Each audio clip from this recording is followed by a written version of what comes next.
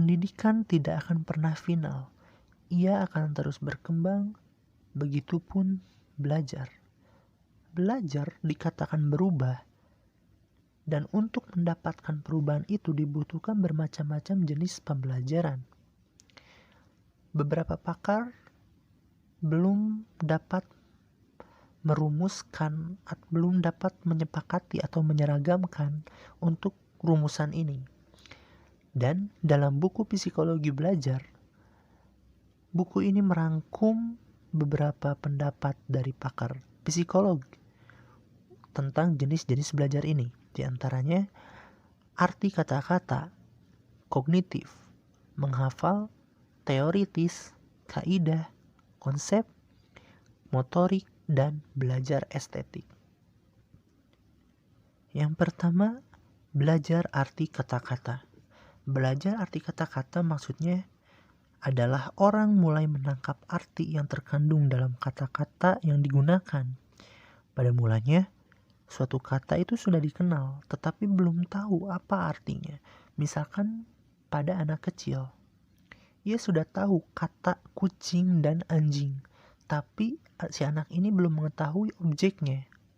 Seiring berjalannya waktu, si anak mulai mengetahui arti dari kata kucing dan anjing, bahwa kucing dan anjing ini memiliki kaki 4. Dan pada satu kasus, si anak melihat kucing, tapi ia menyebutnya anjing. Maka akan timbul koreksi pada dirinya yang mengatakan bahwa kucing dan anjing ini berbeda.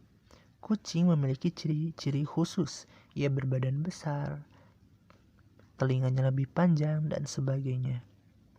Setiap pelajar atau mahasiswa pasti belajar arti kata-kata tertentu yang belum diketahui. Tanpa hal ini, maka sukar menggunakannya. Kalaupun dapat dipakai, pasti sering terjadi salah penempatan.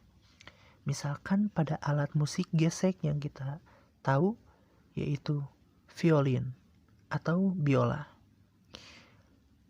Ada berbagai macam jenis alat musik gesek. Ada yang salah satunya berukuran lebih besar dan kecil. Yang kecil disebut violin, sedangkan yang besar itu adalah viola. Ini adalah dua hal yang berbeda, tapi karena kurangnya pengertian kata-kata, maka kita sering menyebutnya kedua alat musik ini dengan sebutan biola. Mengerti arti kata-kata itu merupakan dasar terpenting. Orang yang membaca akan mengalami kesukaran, akan mengalami abstrak saat membaca ketika ia tidak tahu arti dari tiap katanya. Maka belajar kata-kata itu sangat penting karena banyak penulis, banyak penyiar, banyak penyair yang menciptakan teks-teks indah karena mereka memahami arti kata demi katanya. Oleh karena itu, penguasaan arti kata-kata adalah penting dalam belajar. Sebelum saya membahas tentang belajar kognitif, dahulu tak dapat disangkal bahwa belajar kognitif bersentuhan dengan masalah mental. Objek yang diamati dihadirkan dalam diri seorang melalui tanggapan, gagasan atau lambang yang merupakan suatu bersifat mental. Misalnya, seorang menceritakan pengalamannya selama dalam perjalanan, dia tidak dapat menghadirkan objek yang pernah dilihatnya. Gagasan atau tanggapan tentang objek yang dilihat itu dituangkan dalam kata-kata atau kalimat yang disampaikan kepada orang yang mendengar ceritanya. Kemudian dalam belajar kognitif ada objek yang bersifat material, misalnya antara lain seperti orang, binatang, bangunan, kendaraan, perabot rumah tangga, dan tumbuh-tumbuhan. Kemudian objek yang bersifat tidak material, misalnya seperti ide, kemajuan, keadilan, perbaikan, perbangunan, dan sebagainya. Bila tanggapan berupa objek material dan tidak material telah dimiliki, maka seorang ialah mempunyai alam pikiran kognitif. Itu berarti semakin banyak pikiran dan gagasan yang dimiliki seorang, semakin kaya dan luaslah alam pikiran kognitif orang itu. Kemudian yang ketiga, tentang belajar menghafal. Sebelum saya membahas tentang apa itu belajar menghafal. Menghafal adalah suatu aktivitas menanamkan suatu material verbal di dalam ingatan, sehingga nantinya dia dapat diproduksikan, diingat kembali secara harfiah sesuai dengan materi yang asli. Ciri khas dari hasil belajar kemampuan yang diperoleh adalah produksi secara harfiah dan adanya skema kognitif. Kognitif berarti bahwa dalam ingatan orang tersimpan secara baik semacam program informasi yang diputar kembali pada waktu dibutuhkan, seperti yang terjadi pada komputer. Kemudian dalam menghafal ada beberapa syarat yang perlu diperhatikan mengenai tujuan, pengertian, perhatian, dan ingatan. Adapun jenis belajar yang keempat ialah belajar teoretis atau belajar teoritis. Secara umum, memahami belajar itu adalah kegiatan mental atau psikologis yang dilakukan seseorang sedemikian rupa sehingga menghasilkanlah perubahan perilaku yang berbeda setelah belajar dan sebelum belajar. Sedangkan belajar itu adalah proses mengubah perilaku individu untuk menyesuaikan diri dengan lingkungannya. Terus, teoritis merupakan pikiran atau pola pikir yang mendasarkan semuanya dari teori-teori yang ada sebagai landasan tindakannya. Nah, teori belajar itu mengacu pada seperangkat pernyataan umum yang digunakan untuk menggambarkan realitas pembelajaran. Bentuk belajar teoritis ini bertujuan untuk menempatkan semua data dan fakta atau pengetahuan dalam suatu kerangka organisasi mental sehingga dapat dipahami dan digunakan untuk memecahkan problem seperti terjadi dalam bidang-bidang studi ilmiah. Maka diciptakanlah konsep-konsep, relasi-relasi di antara konsep-konsep dan struktur-struktur hubungan. Misalnya nih, bujur sangkar mencakup semua bentuk persegi empat. Iklim dan cuaca itu berpengaruh terhadap pertumbuhan tanaman. Tumbuh-tumbuhan dibagi dalam genus dan spesies. Sekaligus dikembangkanlah metode-metode untuk memecahkan problem-problem secara efektif dan efisien. Misalnya itu dalam penelitian fisika.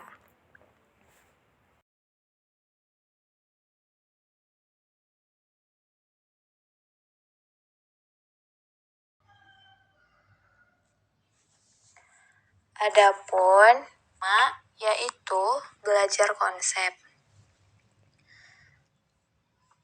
Menurut Slameto berpendapat bahwa konsep belajar ialah suatu proses usaha yang dilakukan seseorang untuk memperoleh suatu perubahan tingkah laku yang baru secara keseluruhan sebagai hasil pengalamannya sendiri dalam interaksi dengan lingkungannya. Terus, adapun belajar konsep itu membantu untuk kita mengatasi keragaman yang spesifik dan tak terbatas dari lingkungan dan untuk memperlakukan peristiwa-peristiwa yang memiliki sifat-sifat yang sama sebagai bagian dari suatu jenis atau kelompok tertentu. Sedangkan konsep atau pengertian itu ialah satuan arti yang mewakili sejumlah objek yang mempunyai ciri-ciri yang sama. Terus, orang yang memiliki konsep itu mampu mengadakan abstraksi terhadap objek-objek yang dihadapi, sehingga objek ditempatkan dalam golongan tertentu. Karena objek-objek itu dihadirkan dalam kesadaran orang, dalam representasi mental yang tak berperaga.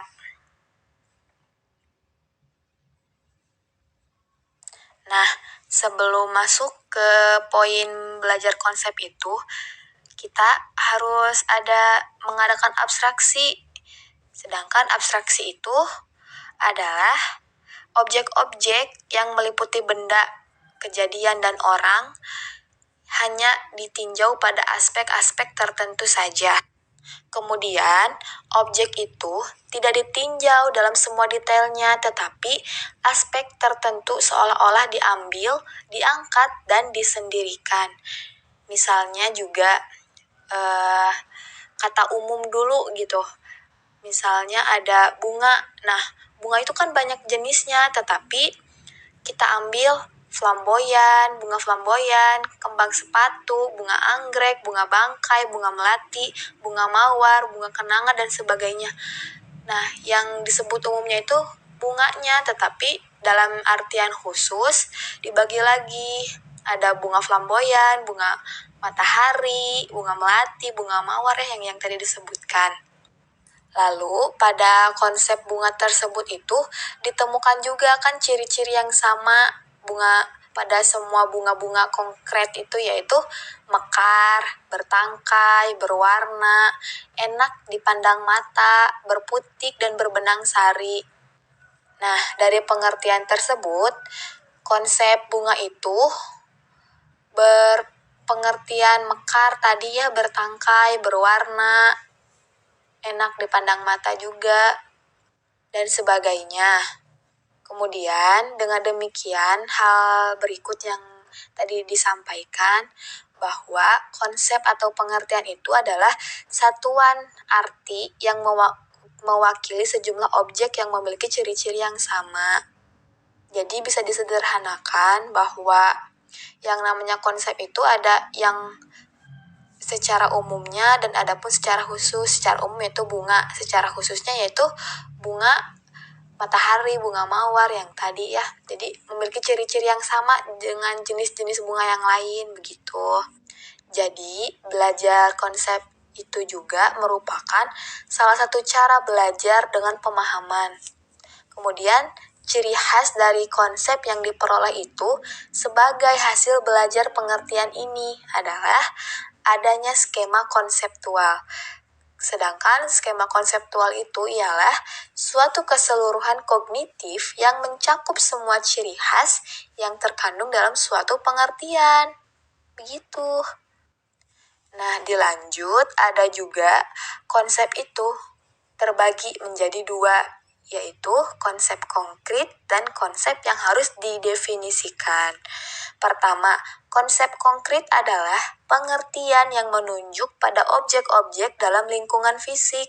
Konsep ini juga mewakili benda-benda tertentu nih, seperti meja, kursi, tumbuhan, rumah, mobil, sepeda motor, dan lain-lain.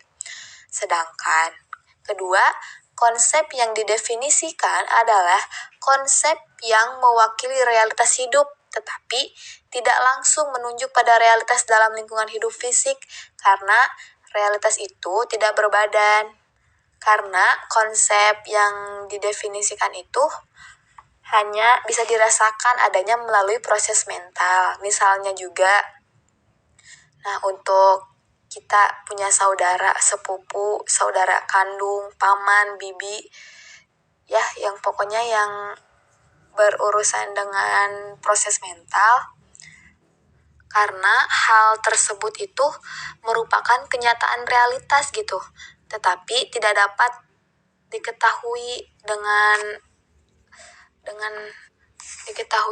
artian yang sebenarnya. Jadi hanya bisa dirasakan bahwa dia itu adalah saudara saya gitu. Nah, untuk memberikan pengertian pada semua kata itu diperlukan konsep yang didefinisikan dengan menggunakan lambang bahasa. Dengan kata lain seperti ini ya konsep belajar yang didefinisikan. Ada nama seorang, contoh Ahmad adalah saudara sepupu Mahmud. Nah, hal itu merupakan kenyataan atau realitas, tetapi tidak dapat diketahui dengan pasti gitu. Mengamati Ahmad dan Mahmud, kenyataan itu dapat diketahui dengan menggunakan lambang bahasa, yaitu kata saudara sepupu dalam tanda kutip ya. Penjelasan atas kata saudara sepupu itulah yang dimaksudkan di sini dengan konsep yang didefinisikan. Nah, hal ini juga ya, belajar konsep itu mempunyai arti penting gitu bagi keberhasilan belajar. Karena dalam mempelajari kaidah-kaidah pun diperlukan penguasaan atas kata-kata sehingga didapatkan pengertian yang jelas, jauh, dan verbalisme yang bersifat hafalan belaka. Kaidah itu sendiri adalah penggabungan dari beberapa konsep yang dihubungkan satu sama lain. Hingga akhirnya bisa disederhanakan bahwa belajar konsep itu ialah berpikir dalam konsep dan belajar pengertian. Taraf ini adalah taraf komprehensif, taraf kedua dalam taraf berpikir. Sedangkan taraf pertamanya adalah taraf pengetahuan, yaitu belajar reseptif atau menerima.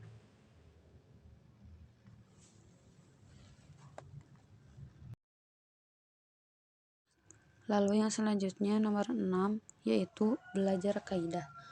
Belajar kaidah atau rule termasuk dari jenis belajar kemahiran intelektual atau bisa disebut intellectual skill yang dikemukakan oleh Gagne. Belajar kaidah adalah bila dua konsep atau lebih dihubungkan satu sama lain. Terbentuk suatu ketentuan yang mempresentasikan suatu keteraturan.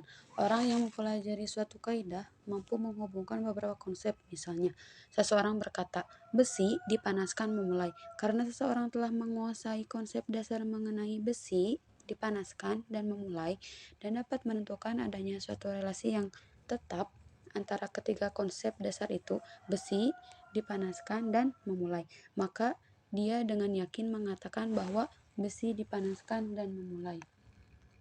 Selama belajar di sekolah atau di perguruan tinggi, seseorang akan menemukan kaidah-kaidah. Hal ini harus dipunyai untuk kemajuan belajar. Kaidah-kaidah itu misalnya, setiap makhluk hidup pasti akan mati, atau belajar adalah perubahan, atau contoh yang lain adalah matahari terbit di timur dan tenggelam di barat, dan sebagainya.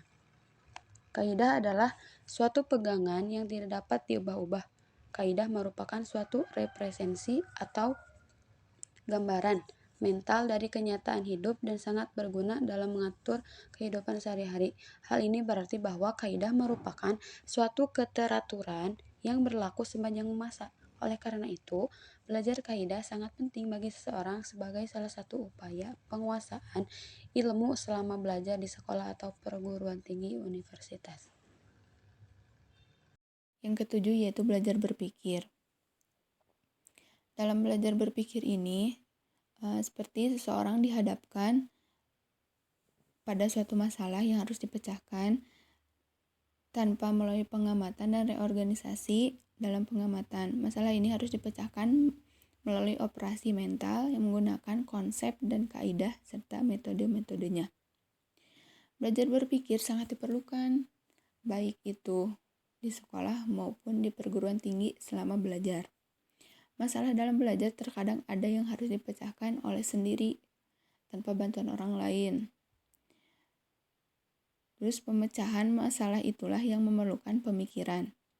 Ketika berpikir dilakukan, maka di sana terjadi suatu proses. Menurut John Dewey dan Wertheimer, memandang berpikir sebagai proses. Dalam proses itu tekanannya terletak pada penyusunan kembali kecakapan kognitif, yaitu yang bersifat ilmu pengetahuan. Dalam konteks ini ada dua istilah dalam berpikir, yaitu berpikir konvergen dan berpikir divergen.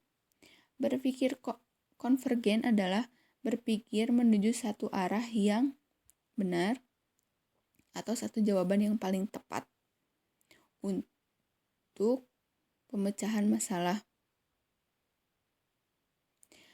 Yang kedua, berpikir divergen, yaitu berpikir dalam arah yang berbeda-beda akan diperoleh jawaban-jawaban unit yang berbeda-beda tetapi benar.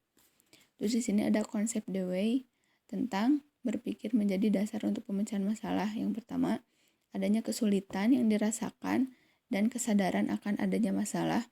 Yang kedua, masalah itu diperjelas dan dibatasi. Yang ketiga, mencari informasi atau data. Kemudian, data itu diorganisasikan. Yang keempat, mencari hubungan-hubungan untuk merumuskan hipotesis-hipotesis. Kemudian hipotesis-hipotesis itu dinilai, terus diuji agar dapat ditentukan diterima atau ditolaknya.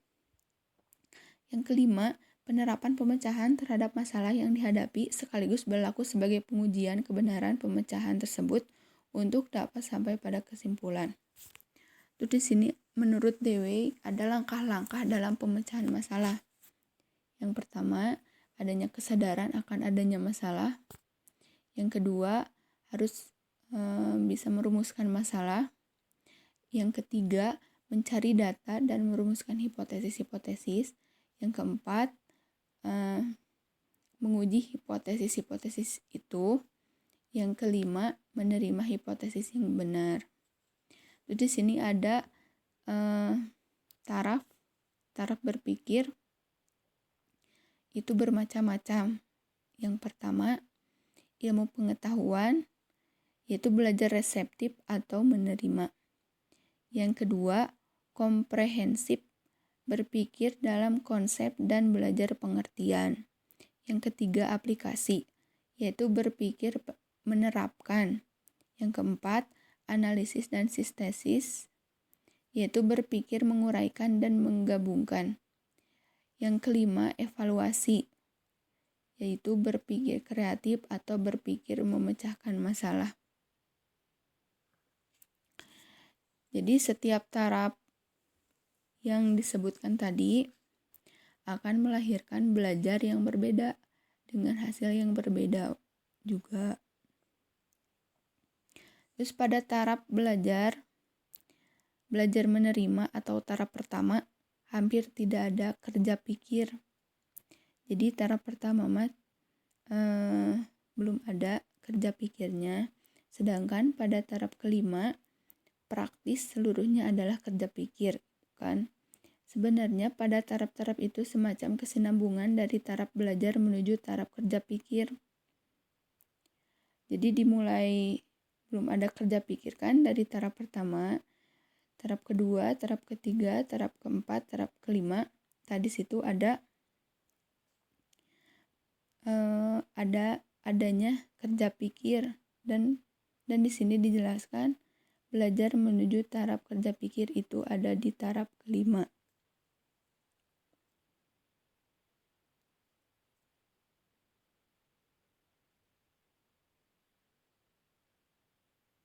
Nah, di sini tertera tidak ada peniruan sepenuhnya dan juga tidak ada kerja pikir kreatif sepenuhnya. Memang semakin tinggi tarafnya akan semakin banyak tuntutan kerja pikir yang diperlukan. Tetapi tidak mungkin sepenuhnya kerja pikir saja, selalu ada unsur mengingat dan menirukan.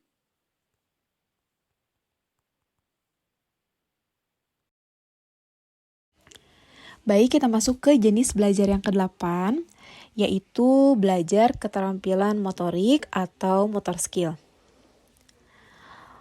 Orang yang punya keterampilan motorik, yaitu biasanya mampu melakukan gerakan atau gerak-gerik jasmani dengan urutan tertentu. Diulangi lagi. Orang yang punya keterampilan motorik, ia biasanya mampu melakukan gerakan atau gerak-gerik jasmani dengan urutan tertentu. Nah, caranya biasanya seperti apa gitu ya? Mereka itu biasanya mengkoordinasikan anggota tubuh sehingga gerakannya itu terpadu. Nah, di sini mungkin timbul pertanyaan lagi, anggota tubuh yang mana aja sih gitu yang akhirnya dikoordinasikan sehingga terpadu, menciptakan gerakan yang sesuai urutan.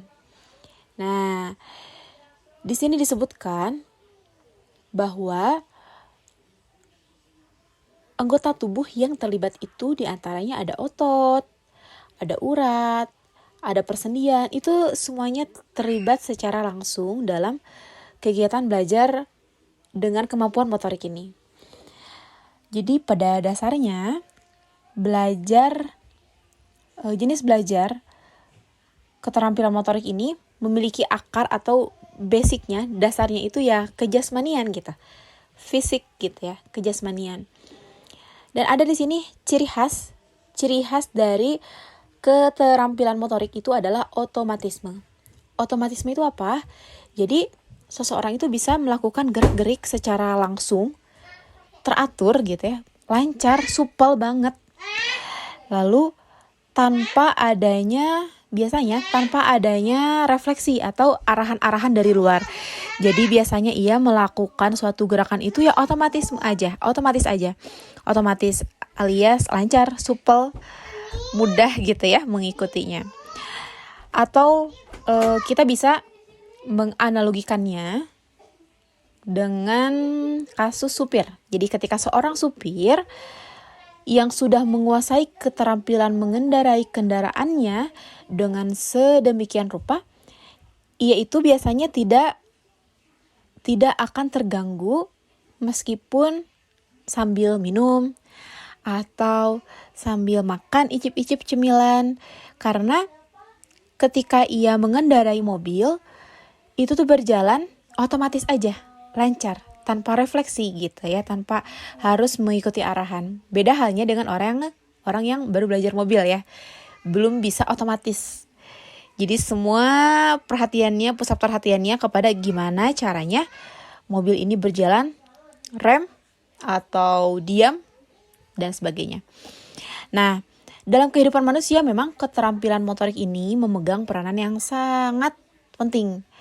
Contohnya, seorang anak itu wajib, diharuskan gitu ya, semestinya memiliki keterampilan motorik yang sederhana. Seperti apa? Seperti memakai baju, makan sendiri dengan alat makan, lalu mengucapkan bunyi-bunyi dan sebagainya. Atau ada beberapa trigger ya, atau ada beberapa pelajaran yang sekiranya bisa mengembangkan keterampilan motorik yang diberlakukan di sekolah-sekolah. Contohnya olahraga. Atau ketika olahraga sering sekali nih diberikan tugas kepada para siswa, yaitu senam grup gitu ya. Itu salah satu yang bisa mengembangkan keterampilan motorik seperti itu. Atau pelajaran yang lain mungkin ada di beberapa sekolah, belajar menjahit, mengetik, kan ada di TK yang memang fasilitasnya luar biasa, itu dari TK sudah dikenalkan dengan komputer gitu ya. Lalu yang terakhir, nomor 9, ada jenis belajar estetis. Nah, bentuk belajar ini tujuannya ada 2. Pertama, membentuk kemampuan menciptakan keindahan dalam berbagai bidang kesenian. Yang kedua, membentuk kemampuan menghayati keindahan dalam berbagai bidang kesenian. Jadi ada 2 yang bisa digarisbawahi yang merupakan tujuan dari belajar estetis. Pertama, menciptakan. Yang kedua, menghayati. Menciptakan dan menghayati apa? Menciptakan dan menghayati keindahan dalam berbagai bidang kesenian. Contohnya, langsung masuk ke contoh ya.